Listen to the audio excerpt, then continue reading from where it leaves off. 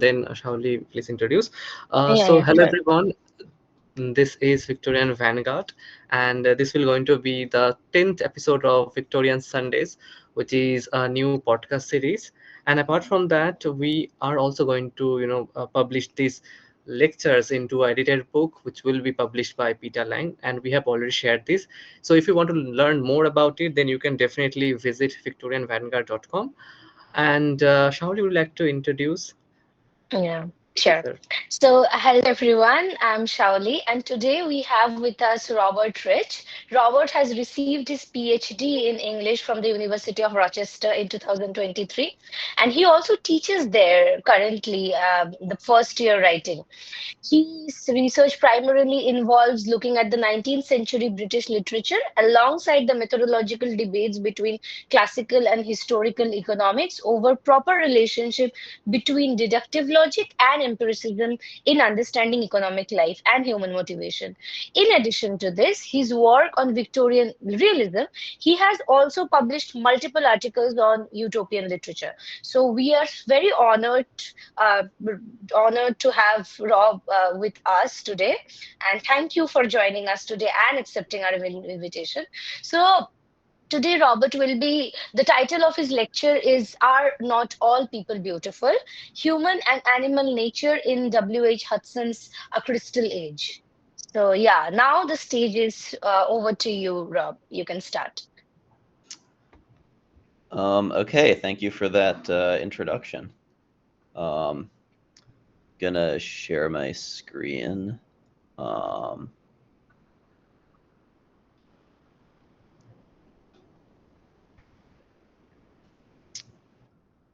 view.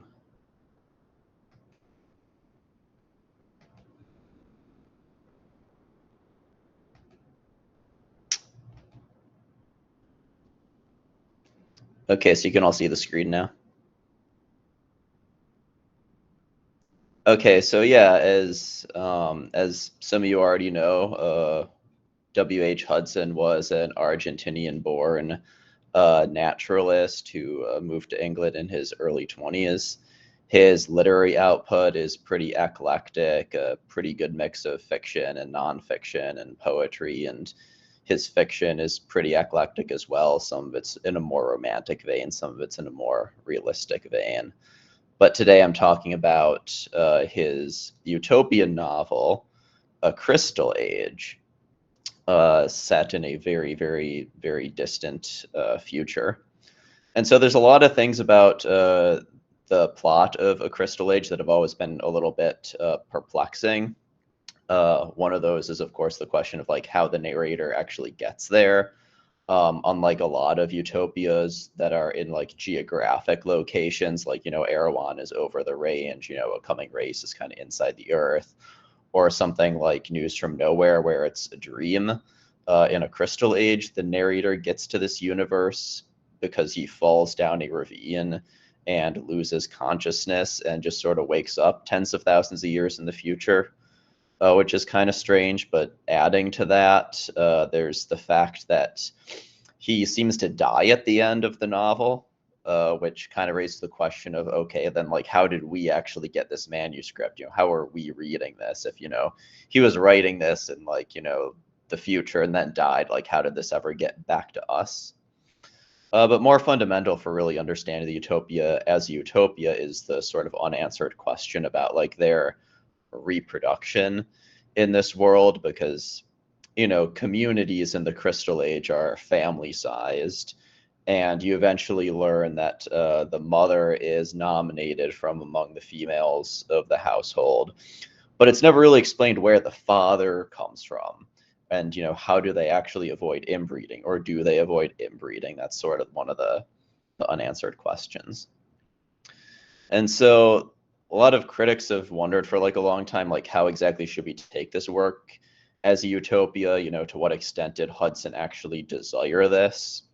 And on top of all that, there's the question of what to make of the matter of the bees, the sort of implicit beehive analogy in this work. Um, because it has frequently been commented on that the society is sort of similar to Beehive in some ways, in the sense that you have this queen-like mother figure at the center of it, and you have this kind of passive, sterile community around her. And so a lot of his contemporaries assumed that he'd been inspired by the sociologist Benjamin Kidd, even though Hudson himself denied this. There's a few problems with this, of course. One of them is that if you look at the actual text, the crystallites don't compare themselves to a beehive. In fact, in the one moment in the text when they mention bees, they're actually contrasting society as they know it to the beehive. Right? The word city doesn't exist anymore except to describe communities of bees, which is kind of interesting. It's the narrator, the outsider, who compares himself to a bee. And so that seems to suggest to me that the actual relationship between the crystallites and a beehive that's being suggested here is probably more nuanced than like the seeming surface similarities might seem to suggest. But I also think that the focus on Kidd in particular neglects the broader debates about communities of like bees and ants within like intellectual history, right? Because going way back, there's been that question of, can the cooperative behavior of bees and ants tell us anything about ourselves? Can like positive or normative conclusions about human society be like derived from what we see when we look at bees? So I think looking into that history can tell us more about like what Hudson is doing, and I think the novel sort of deserves to be read within that history. So yeah, it goes back kind of a long ways. Aristotle actually spends a decent amount of time talking about bees and his history of animals. He goes into a lot of detail. He talks about, for example, their policy of how they execute robbers. He talks about their cleanliness and disdain for unpleasant odors. He talks about how the personalities of mountain bees are very different from the personalities of bees inhabiting cultivated land. And of course, one of the more amusing lines in that section, that gaudy and showy bees, like gaudy and showy women, are good for nothings. So Thomas Hobbes in Leviathan, when he's making the case that human society to function, humans need to have like a strong, awe-inspiring figure over them. He spends a lot of time addressing the question of like, okay, like if bees and ants can get by without any such figure, like why can't humans? And the fact that he felt the need to like address that objection at length says something, I think, about how keenly appreciative his readers were of the apparent similarities between like bees and ants and human societies. But of course, the question of like bees in particular is sort of one part of like a broader question of like, what is the relationship between human nature and animal nature, and what are the implications of that for utopia, right? So in like More's Utopia, for example, there's an edict from King Utopus that says men can practice whatever religion they want and they can proselytize as long as they do it peacefully, but there's sort of a limit to their religious tolerance, and that it's limited to those who accept the immortality of the soul.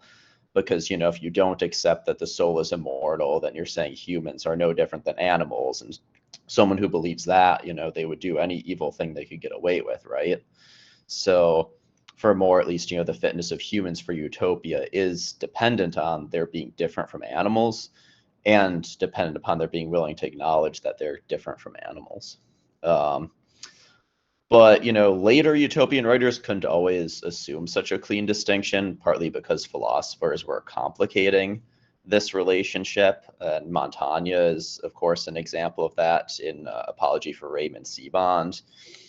He discusses, for example, like when you think about a fox crossing the ice over a pond, and you think the fox is like putting their ear down to the ice, they're listening to figure out how well they can hear the water, to figure out how thick the ice is, to figure out whether or not they should cross. And there's a lot of examples of this that, similar behaviors in different animals that Montaigne provides. And basically what he's saying is, look, they're clearly making inferences and deductions and testing hypotheses. And, so it's a mistake to think that we can detect, as he says, a reasonable soul in no other creature than in man. And Bernard Mandeville was someone for whom the essential similarity of humans and animals was even more foundational. And it's his The Fable of the Bees that I think is most essential for really understanding what Hudson is doing.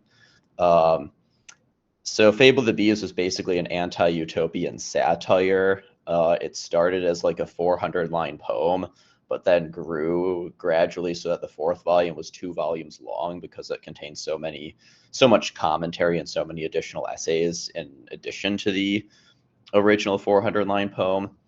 And what happens in this fable is basically you have this beehive, which is a thriving and powerful, wealthy metropolis of bees, and yet there's vice and corruption at every level of society. But then one day, like the bees, because they're annoyed with one another's vices, they wish that, Jove could make them honest, and Jove grants their wish. And as a result, their civilization essentially crumbles because their prosperity was dependent upon their vice and corruption. And so you can see it's a very anti-utopian text, and he's basically putting forward this idea that you can't live in a luxurious society with a complex, powerful economy and also have, as he says it, the virtue and innocence you could hope for in like a golden age. Um, and, a big part of Mandeville's philosophy is that, to the extent that humans are different from animals at all, the differences are their pride and their susceptibility to flattery, and that we ought to admire the ingenuity of statesmen who have erected something as beautiful as modern cosmopolitan society out of such a depraved nature as humans have. And so Mandeville's framing of this in a lot of ways kind of sets the stage for the debate you get much later between William Godwin and Thomas Malthus at the end of the 18th century, because, Godwin is essentially contending that, yes, we have this base nature, but we can transcend it because we can reflect, we can use the intellect to transform ourselves. And so humans are different from animals in that they're perfectible, they can, Godwin was pretty extreme, right? He ultimately contended that we could, just become benevolent and rational, and that overpopulation would never be a problem because, future humans, they won't, the sexual passions will be like so mild that will only reproduce exactly as much as is conducive to the common good. And of course, that was part of what provoked Malthus to write the essay on the principles of population, because, he was very critical of these perfectibilist notions. So what's Hudson doing with all of this? Well, Hudson essentially takes this dichotomy between great civilizational complexity and economic prosperity and virtue and innocence for granted, insofar as the Crystallites achieve utopia by living in these very small, very sustainable communities. But, Hudson considers that worthwhile in a way that Mandeville necessarily wouldn't. Mandeville, as much as he satirizes modern society and the tastes of the upper classes, he's kind of willing to accept that as the cost of living in advanced society, whereas Hudson's attitude toward that stuff is a lot less tolerant. But really the unique spin that Hudson, I think, puts on this, what makes him kind of different from Mandeville and Godwin, is he doesn't really see the improvement of humans as kind of a way of transcending our animal nature so much as kind of fulfilling it, right? For him, it's our animal nature is actually a qualification, not a disqualification for living in utopia, and kind of based on how animals are depicted in a crystal age. So it's crucial to realize just how harshly Hudson viewed modernity. He claimed that the love of our kind cannot exist in crowded communities unmixed with contempt and various other unpleasant ingredients. His disdain for the lifestyles of the upper classes was so strong that at one point, he wrote to Edward Garnett that he was grateful that we're going to have a touch of war, the only remedy for the present disease. And so it's really relevant to the Crystal Age, because the Crystal Age in the novel ostensibly came about because of some massively destructive event. And you learn about this in the father's sermon fairly early in the novel, that it's kind of vague about exactly what happened, but something wiped out most of the humans on Earth in the Crystal Age, and so like a very small number of people could come and rebuild society on a simpler scale. And what seems apparent is that like Hudson's view is that that kind of thing is worth it if that's what it takes to have like a more virtuous society. Um, and yeah, so another way we sort of in lockstep with Mandeville is on like, the question of like population and what that means for like economic prosperity. In Mandeville, it's pretty clear that the massive population is a hive of part of what makes it prosper, and their economic ruination and like the decline in their population goes hand in hand. For Hudson, we're living on like a smaller scale, and this more innocent existence is partly dependent on having these much, much smaller communities.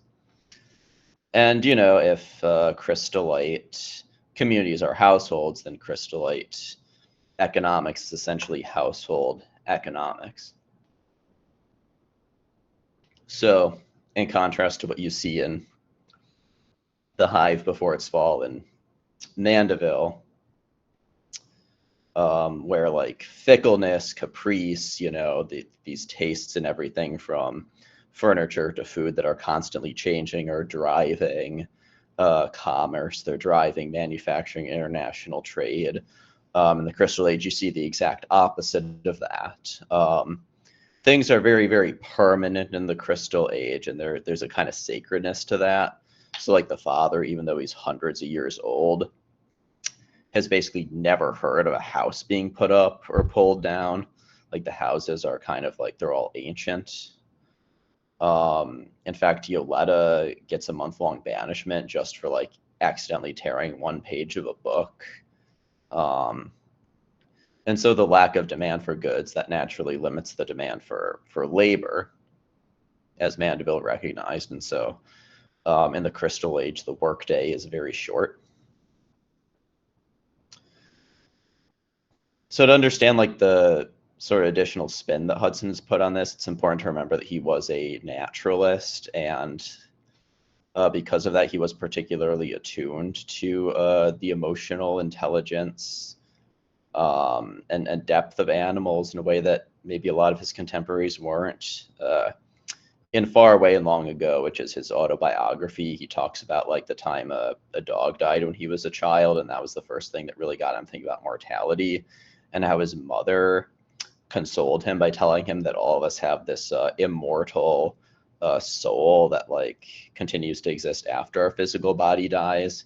And in her opinion, dogs had one also. Like she believed that essentially that like dogs go to heaven.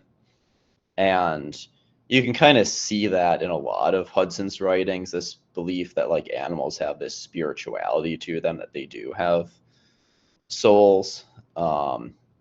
So in Hampshire Days, when he's writing about this grasshopper who unfortunately like injured one of its wings and can no longer make music, it cannot be doubted that his own music is the greatest, the one all-absorbing motive and passion of his little soul.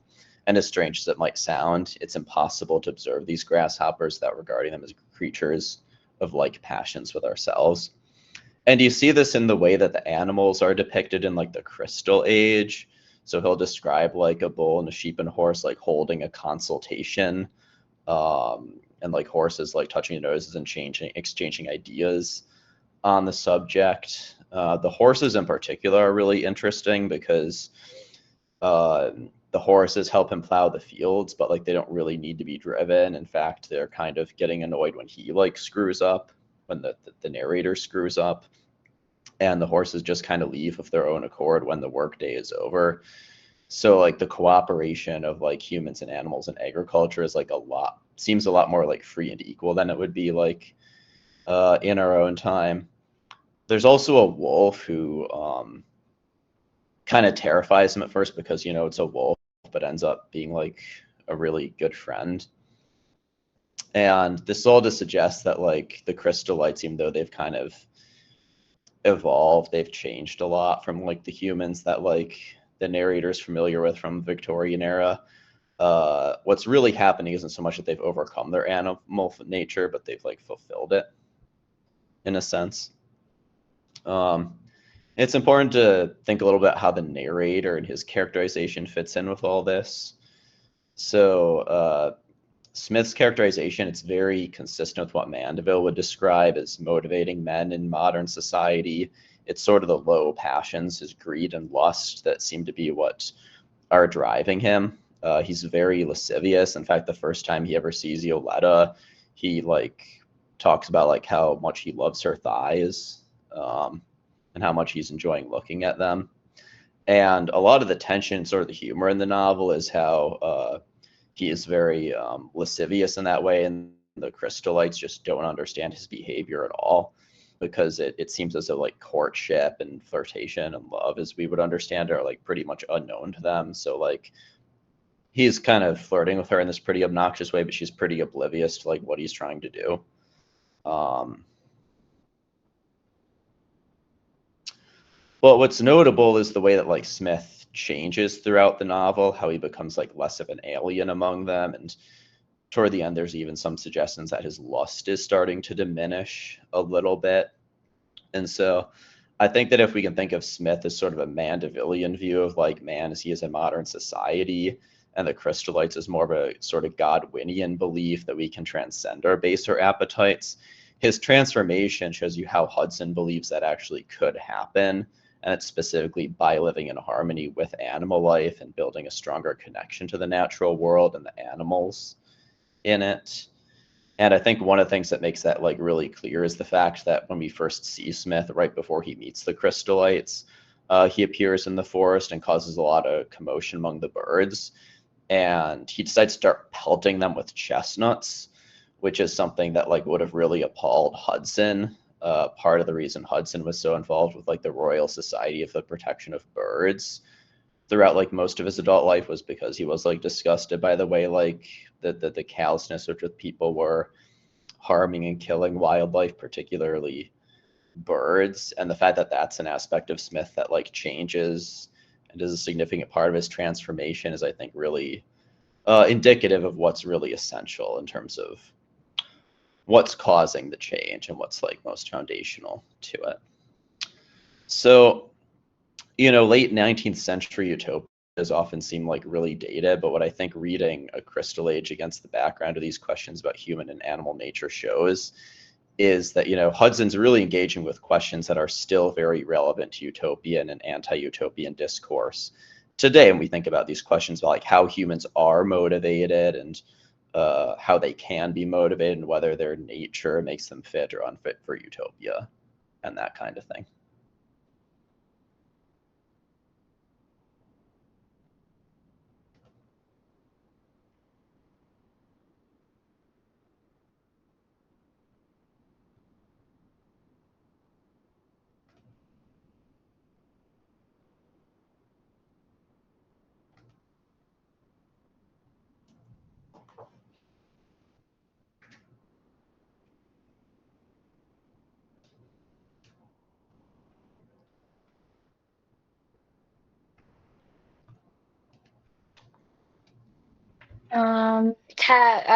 I think that's it for today.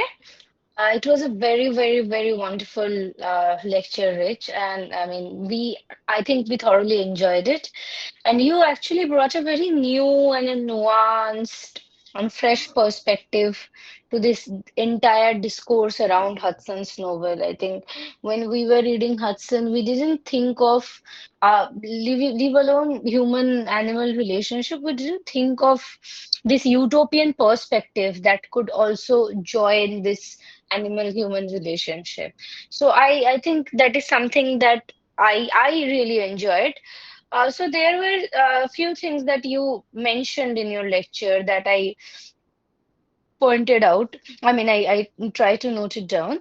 So one was, you tried to brought into the discussion the Godwin's idea of perfectibility. So as we know that Godwin and later, which has also been elaborated by Wollstonecraft, has emphasized on the idea of reason and education, that how reason and education is something that can contribute to human development and human and that can make human beings reach near perfection. So I just wanted to know that why you are talking about utopia and the man-human relationship, how do you think Hudson like visualizes this perfectibility? How does he visualize it? Yeah. Um, are you talking about like how we get there, or like what that Yeah, no, perfectibility no, I'm just involves? asking you that what do you think while you are reading the novel or when you are doing the proper research? So this idea of perfectibility, what is your interpretation of Hudson's idea? I mean, what is your interpretation? I'm not asking you how did you get there, but what do you think about it Well, so it in seems like context of Hudson, in the context of Hudson's novel? yeah, so it seems like the contentment of the Crystallites is like a really, really big part of it. Mm, Like how well they get along with each other, the lack of kind of conflict or like tension among them, the fact that they right. seem to have like everything they need and want, the fact that nobody it's kind of similar to Godwin. It's this idea that nobody has to like labor like really excessively, but everybody kind of shares in the work. In fact, the narrator Smith almost gets banished, for because at one point he's like in his anxiety about like in his anticipation of Yoletta's return from her banishment, he like overworks himself on too little food Mm, and sleep, and right. um, gives himself a fever. And so like that kind of thing is unlike in modern society, that kind of thing is like very, very like discouraged. I think the father says at one point he must be a dull soul indeed who would not like pause, from work to enjoy the Mm, beauty at this season. So that's definitely a big part of mm, it. The mm, contentment, the not being overworked, the enjoyment of the natural world, and of course the having a positive relationship with the rest of the world, right? With the other creatures in it. That's one of the things where mm, when he's dining with them for the first time, the sparrows are like really, really friendly with all of the crystallites, but not with him, mm, right? The crystallites have built this positive relationship with the birds that he mm. hasn't yet. Right. Definitely. That, yeah, yeah, I think my question is well answered. One another thing that since you were talking about the human animal relationship, you mentioned fox and then you mentioned beehives. One thing that I couldn't help but notice was that how the novel presents a very radically altered idea of a family. The entire idea of a family is very radically altered given the time and space when it was written. So, specifically, not only family, but also the idea of reproduction, sexual norms. So, when you read the novel, and do you read these changes as dystopian or utopian or something else altogether? Um, yeah, there might be ways of seeing it as utopian for the reason that like Smith kind of like briefly does when he's like very upset at the end when he learns that there can be Mm, no like union by marriage among members of yeah. the house, which he interprets to mean that there could never be anything like serious between him and Mm, Yoletta, and that's when he like wishes that he had the power to completely like destroy and level this universe and repopulate it with like struggling, starving millions. If only that was what it took to have like the flame of love burn in people's hearts again. So there's a way of reading that lack of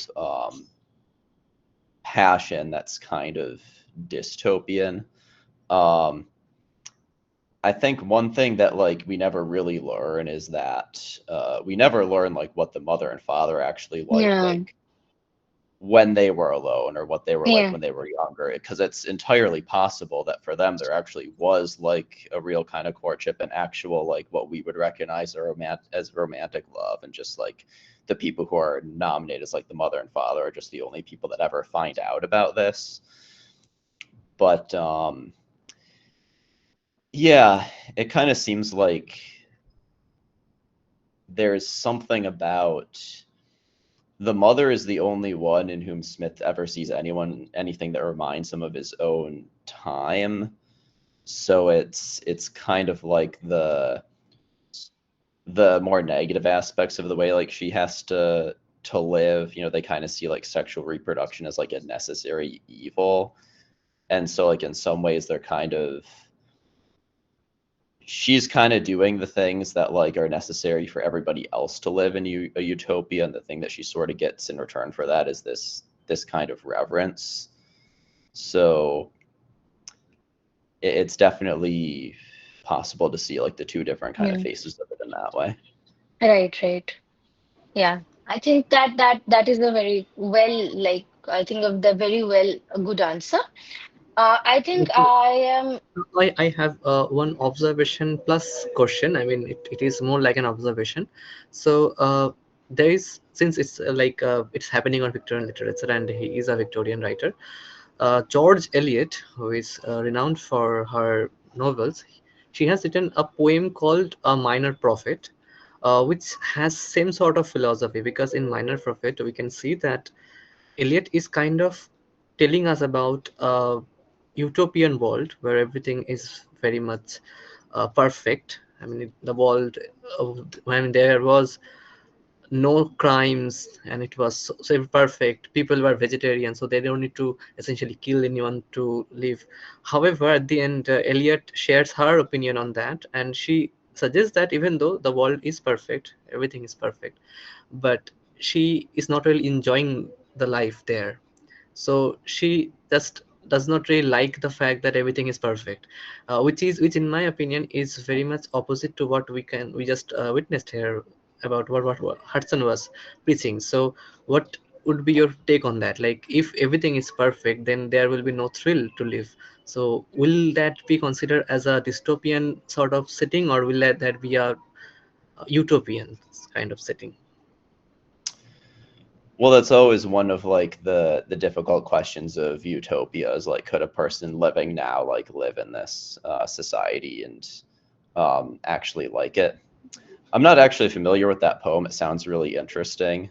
Um, it's always really complicated when we're talking about like the Victorian era, because I think of Krishan Kumar writes about this, and in her kind of big book on utopia and anti-utopias, that like particularly in like the first 2/3 of the Victorian era, it's very much a sense of because people think of society as being like improvable. There's a lot more interest in like concrete plans for like how to make it better than there are in these kind of like static pictures of like the ideal society that you would get in like the um, 16th, 17th, and 18th centuries. Um, but you definitely do see that struggle in A Crystal Age with Smith, in the sense that like how disconcerting it all seems to be for him, and how demoralizing this idea would be of like not getting to have that kind of like romance in his life as he's thinking about it. But it also seems kind of like, Hudson's argument is that like the transition is possible. That like even like an outsider could eventually come to like um, assimilate to this sort of society. It's partly what's so interesting about the ending is that like he does decide to like take this potion that he thinks will like eradicate his sexual passion. And of course, he realizes that that's actually not what it is. It's actually poison. But so it kind of seems like Hudson's idea about like, could humans enjoy living in what seems to be a utopia? It seems like he's kind of cautiously optimistic about it. Yes, definitely. And this was a good response. I mean, the paradox will always be there about utopia and dystopia. Okay, so we are opening this session to the audience. I just saw someone raising a hand a few minutes ago. I don't know whether it's still there. Yes. So Darshan has a question. You can unmute yourself to.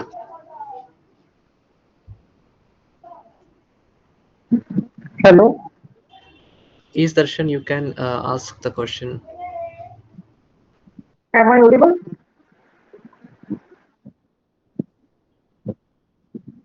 Hello. Yes, you are Darshan, you audible. are not audible right now. Am I audible? Yes, you are. Go ahead and ask your question, Darshan. Sir, what is the importance of this novel in the context of today's world?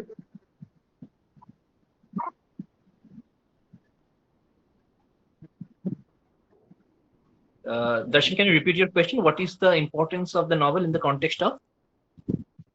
Today's world, Okay, so Darshan is asking the question: what is the importance of the novel in the in the context of today's world?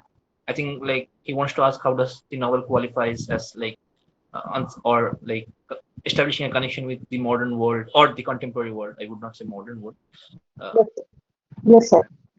yeah. So Okay, well, I think one of the things that's kind of interesting about it in that sense is that it's still like always one of the questions that comes up in the utopian and anti-utopian arguments is like, how malleable is our nature? And a lot of anti-utopian arguments have a kind of, well, humans gonna human aspect to them, right? You can't change, human nature. And so like the argument that like either that, it can change or that, nature to the extent that it's a thing is like different than we think it is still like really relevant to the more pro-utopian arguments.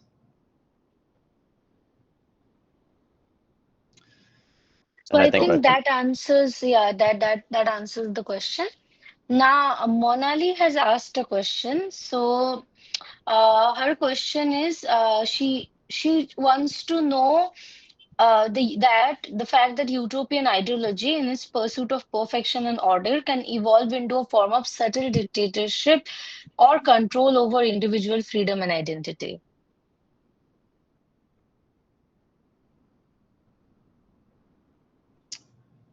um, is the question whether that can happen.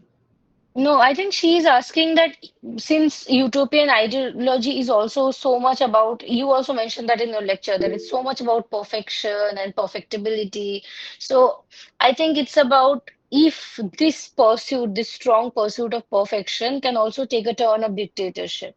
I think Monali is raising a question. Yeah, you can unmute yourself and explicate your question, I guess.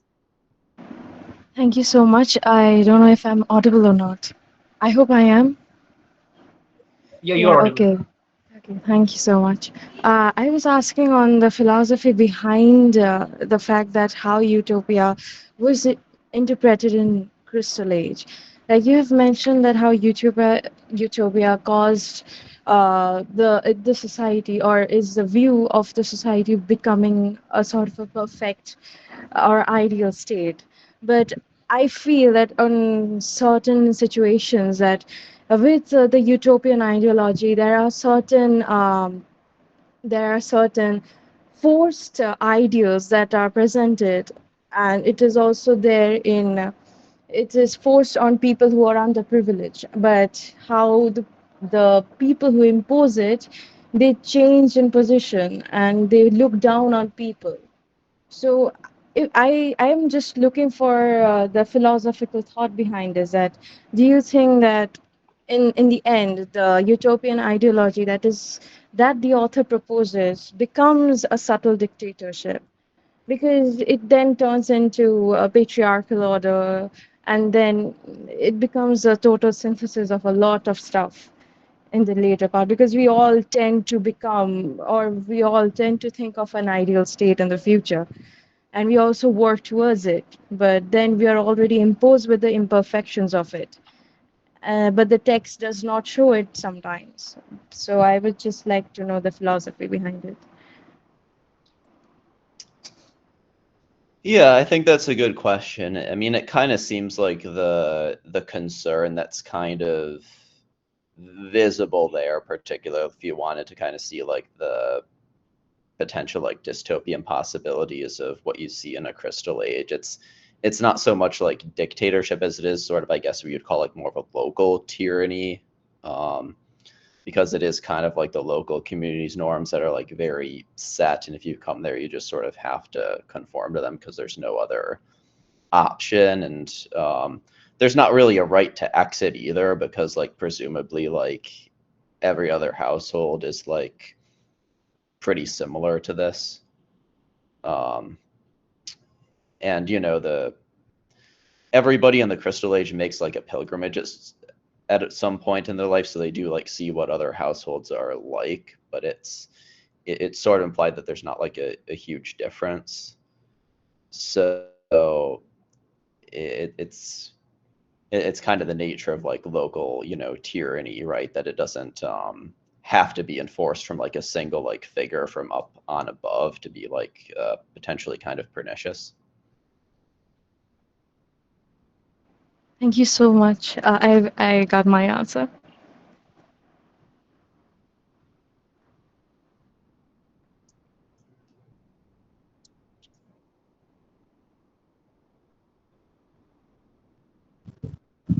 Okay, if anyone else has the questions, they can like unmute themselves and they can ask the question.